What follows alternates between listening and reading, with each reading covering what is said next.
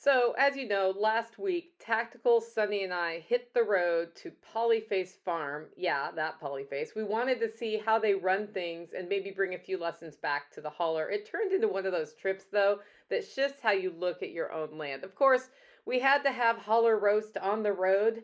No trip would be complete without a delicious cup of coffee. So, we brought our mobile coffee making setup with us. The first thing you notice, though, at Polyface is the community vibe. People from all over piled onto a hay wagon and listened to Daniel Salatin from the seat of the tractor or sometimes out in the field as he was showing us how their systems work one piece at a time. And what struck me was that everything they do is modular. You don't have to start out with 1,000 chickens or a herd of cattle. You can build in stages and scale when you're ready, which is kind of nice, especially for those of us who have smaller homesteads and need to figure out like how does this work on a smaller scale. We watched them move cattle to fresh pasture, and it was really calm and smooth, not a lot of drama. It reminded me that we need to put some time in here on the efficiency of what we're doing to the best of our ability. Um, One thing that really clicked for me on the poultry and profit examples was the chicken tractors and the way they have them lined up diagonally across the field.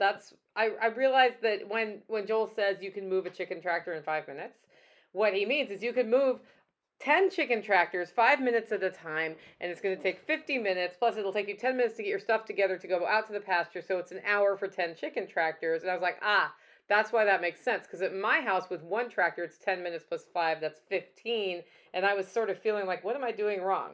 It's that they have modular and scale. Right now, we just have modular. So if we want to bump up chickens, then we're going to have to think about that. The other thing that was cool is every poultry shelter was tailored to the poultry that it was serving. The turkeys was good for the turkeys, the laying hens were good for the laying hens, and it all worked together.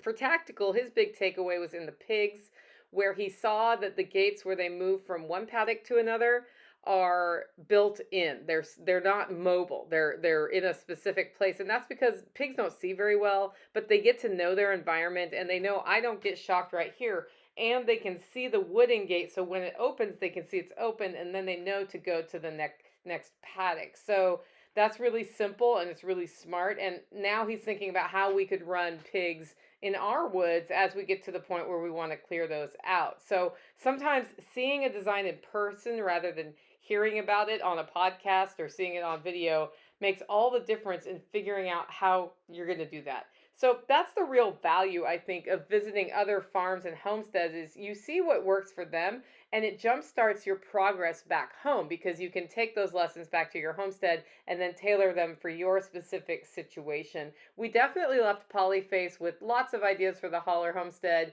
and a little bit momentum to keep moving forward. Daniel Salatin was super gracious with his time, and I really appreciate him investing in that tour group so that we could ask any question we want. And of course, I couldn't resist. I hit a local dairy and grabbed some cheese for our upcoming cheese class on August 23rd because we're going to be doing an awesome tasting. And I thought, why not get some cheeses from Staunton, Virginia while we're there when we taste cheeses, something you can't just get at the store here. That's the whole reason to come to a tasting like that, right? So you can check that out, of course, at livingfreeintennessee.com.